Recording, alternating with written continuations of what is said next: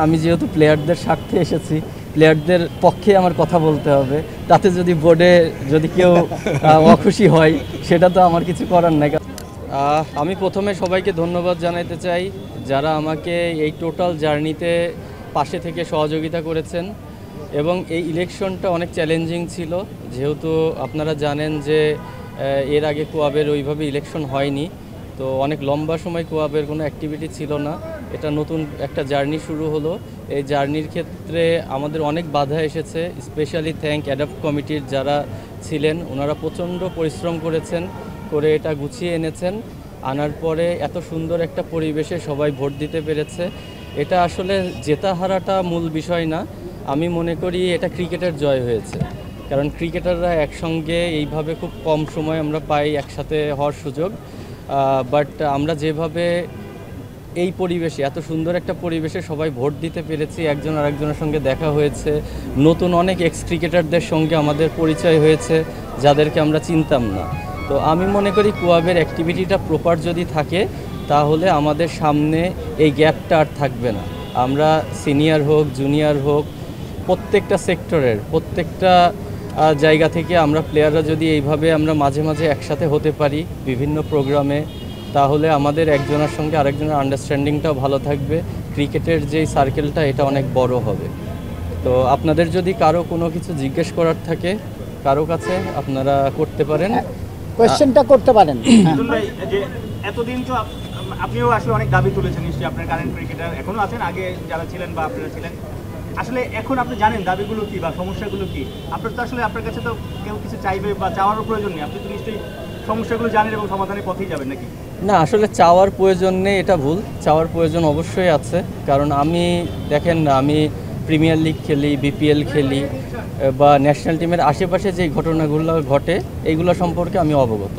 এই সমস্যাগুলো সমাধান আমি করতে পারবো। বাট নিচে অনেক জায়গা আছে যেই সমস্যাগুলো আমরা এখনও জানি না। কারণ আমরা ধরেন আমরা আমাদের জায়গা থেকে সমস্যা ফিল করতেছি, বাট নিচে আরও বেশি সমস্যা আছে। তো সেই জিনিসগুলো জানাটাও আমাদের জন্য প্রয়োজন। তো সেই জন্য আমাদের প্রত্যেকটা সেক্টরে আমরা প্ল্যান করেছি আমাদের প্রতিনিধি থাকবে, যেন ওই সেক্টর থেকে আমাদেরকে ইনফর্ম করতে পারে এবং আমরা ওই জায়গাগুলো নিয়ে কাজ করতে পারি। আপনি মিডলম্যান হিসেবে কাজ করবেন, বিসিবি থেকে আসলে কিরকম রেসপন্স আশা করছেন? যেহেতু ক্রিকেটার আপনাদের কাছে বলবে, আপনি তাদের হয়ে কোয়াব তাদের হয়ে আসলে বিসিবির কাছ থেকে অনেক কিছু আদায় করার চেষ্টা করবেন, সেই জায়গাতে বিসিবির তো নিশ্চয়ই অনেক দায়বদ্ধতা আছে। আসলে আমি মনে করি ক্রিকেটাররা বিসিবি ক্রিকেটারদের, এটা একটা ফ্যামিলি। এখানে কোনো গ্যাপ থাকা উচিত না। এখানে আমরা বিসিবি আমাদের গার্জিয়ান, আমরা যে কোনো দাবি আমাদের গার্জিয়ানের কাছে জানা দিতেই পারি। আমরা যেই সমস্যাগুলো ফেস করতেছি সেগুলো আমরা সবসময় বিসিবিকে নক করতেই পারি। তো এই জিনিসগুলোও আমি আশা করব বিসিবিতে যারা দায়িত্বরত আছেন, আমাদের সম্মানিত বোর্ড ডিরেক্টর এবং প্রেসিডেন্ট সাহেব, ওনারা জিনিসগুলো পজিটিভলি দেখবেন। কারণ আজকে আপনারা সবাই এক বাক্যে স্বীকার করবেন, ক্রিকেটের কিন্তু মূল স্টেক হোল্ডার ক্রিকেটাররা। তো ক্রিকেটারদের কোনোভাবেই বঞ্চিত হওয়া উচিত না।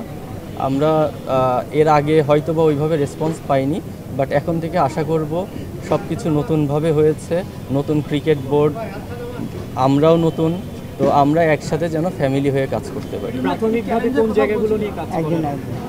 দেখেন, এটা আমরা জাস্ট আজকেই, এতদিন আমরা ইলেকশন নিয়ে ব্যস্ত ছিলাম, ইলেকশনটা কিভাবে প্রপারভাবে করা যায়, বা সেলিম ভাই ওনার দিক থেকে চেষ্টা করেছে, আমি আমার দিক থেকে চেষ্টা করেছি। তো এখন আমরা অ্যাড্রেস করব, আমাদের যেহেতু একটা ফুল কমিটি আছে, সবার সঙ্গে একসাথে বসে আমরা মেজর প্রবলেমগুলো ফাইন্ড আউট করব। এই জন্য আপনাদের রিকোয়েস্ট করব, আপনারা সবাই একটু ধৈর্য ধরবেন। কারণ কোনো কিছু ওভারনাইট পরিবর্তন হয়ে যাবে না, একসাথে আমরা 100 কাজ করতে পারবো না।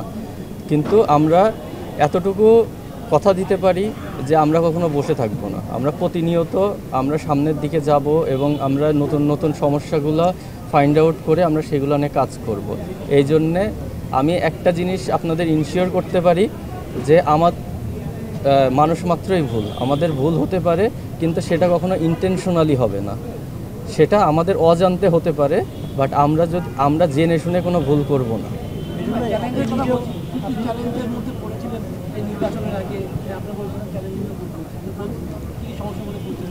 দেখেন, আমাদের ডিসিশন মেকিংয়ের ক্ষেত্রে অনেক কিছু ফাইট করতে হয়েছে। একটা সুষ্ঠু ইলেকশন করতে হলে নিয়মটা সুষ্ঠু থাকাটা খুব ইম্পর্টেন্ট, যেটা হয়তোবা একদম প্রপার ছিল না। কিছু কিছু জায়গা আমাদের সংশোধন করতে হয়েছে। তো এই জিনিসগুলা আমরা যে শুধু করেছি তা না, আমি যে থ্যাঙ্কস দিয়েছি অ্যাডপ্ট কমিটিকে, ওনারা সবচেয়ে বড় রোল প্লে করেছেন। অ্যাডপ্ট কমিটিতে যারা ছিলেন তারা প্রচণ্ড পরিশ্রম করেছেন, আমরা দেখেছি। আমরা হয়তোবা মিটিংয়ের দিন অ্যাটেন্ড করেছি, কিন্তু তারা কিন্তু প্রতিদিন কাজ করেছেন।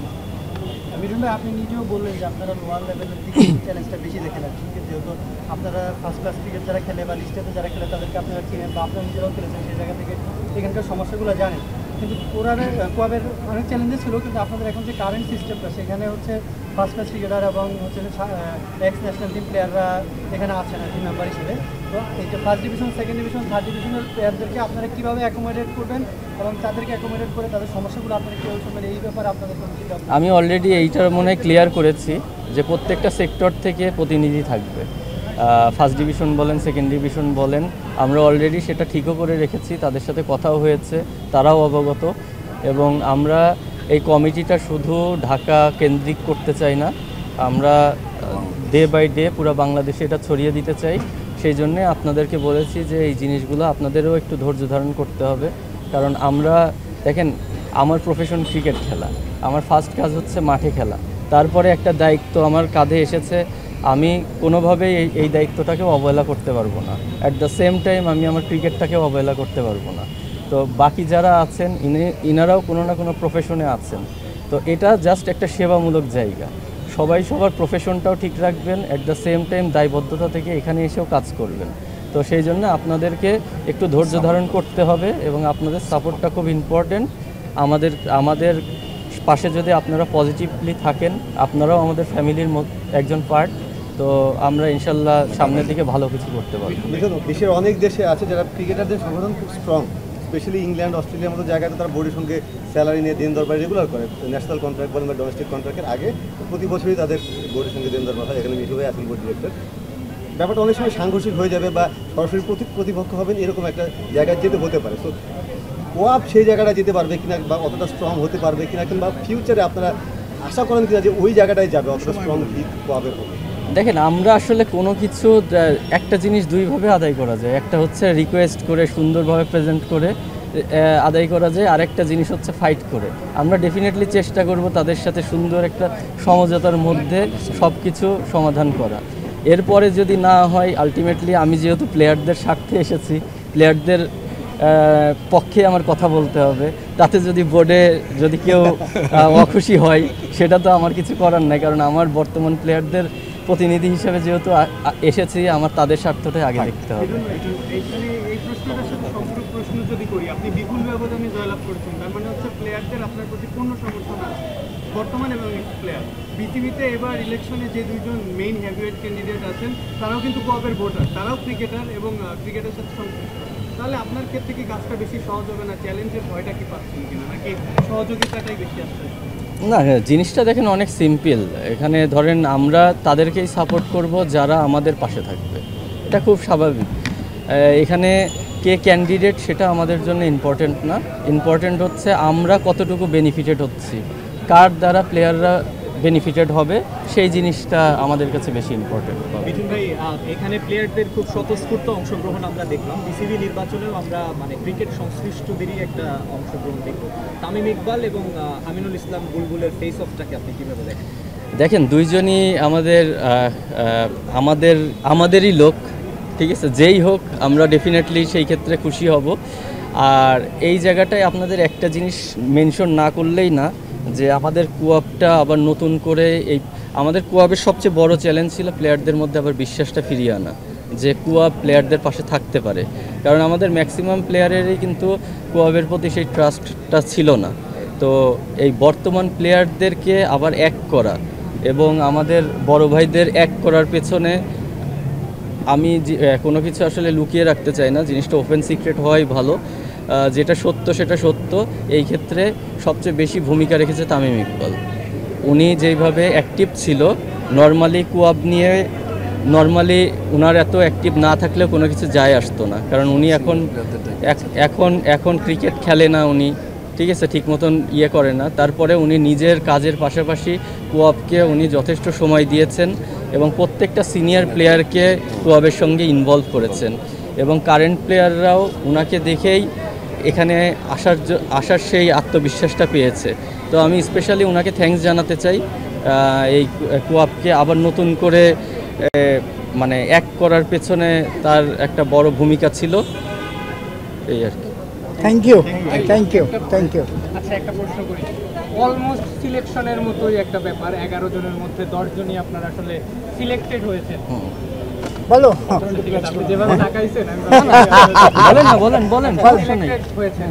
আবার এই ক্ষেত্রেও আমরা যেটা দেখেছি যে আপনার এক প্রকার নিরঙ্কুশ বিজয় ছিল এবং যেটা আমরা অনেক লোকমুখে শুনেছিও যে প্লেয়ারদের মানে প্রতি একটা বলাও ছিল যে তারা যেন আপনাকে সাপোর্ট করে। তো এরকম কোনো ব্যাপার আসলে ছিল কি? দেখেন, আমি ভোটে দাঁড়িয়েছি, আমার ভোট তো আমি চাবই। আমি তো নিশ্চয়ই আপনার জন্য ভোট চাবো না, এটা খুব স্বাভাবিক। আমার ভোট আমি চেয়েছি, এখন যারা দিবে সেটা তাদের পার্সোনাল অপিনিয়ন। আমাকে না দিলেও তো আমি জোর করে ভোট নিতে পারতাম না। আর একটা বিষয় হচ্ছে এই জায়গাটা একদম ওপেন ছিল, কারোর জন্য কোনো রেস্ট্রিকশন ছিল না। এখানে বাকি যে 10টা আসনে কেউ নির্বাচন করেনি, এটা তো ধরেন আপনি কাউকে ইয়ে করতে পারবেন না, এটা ধরেন জোর করা যায় না। এটা জোর করে দাঁড় করানোর তো জায়গা না। যাদের ইচ্ছা হয়েছে দাঁড়িয়েছে, যাদের ইচ্ছা হয়নি দাঁড়ায়নি, সিম্পল। আপনার কাছে কি মনে হয় যে কেন? আমি এটার উত্তর দিই। আপনি find out করেন। আমি এটার উত্তর দিই। জিনিসটা হচ্ছে যে দেখেন, অনেক দিন পরে একটা প্রপার সিস্টেমের মধ্যে দিয়ে কোঅপ এসেছে। সো এখন এটা কিন্তু আপনি প্লাস সাইডে নিতে পারেন যে খালেদ মাসুদ বাইলের দাঁড়িয়েছে বা বিদ্যুৎ দাঁড়িয়েছে, এই রেসপেক্ট করে অনেকে হয়তো দাঁড়ায়নি, কথাটা বুঝছেন।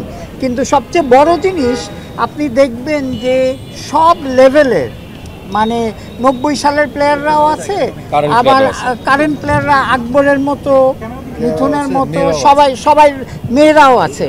So I think as a ওদের এত সিনিয়র ভাই আর ফর্মার প্লেয়ার হিসেবে বলছি, আমি তো দেখতেছি আমাদের গ্রেট ফিউচার।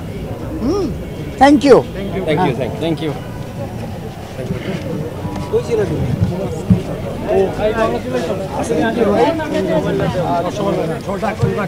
ফোন কর এটা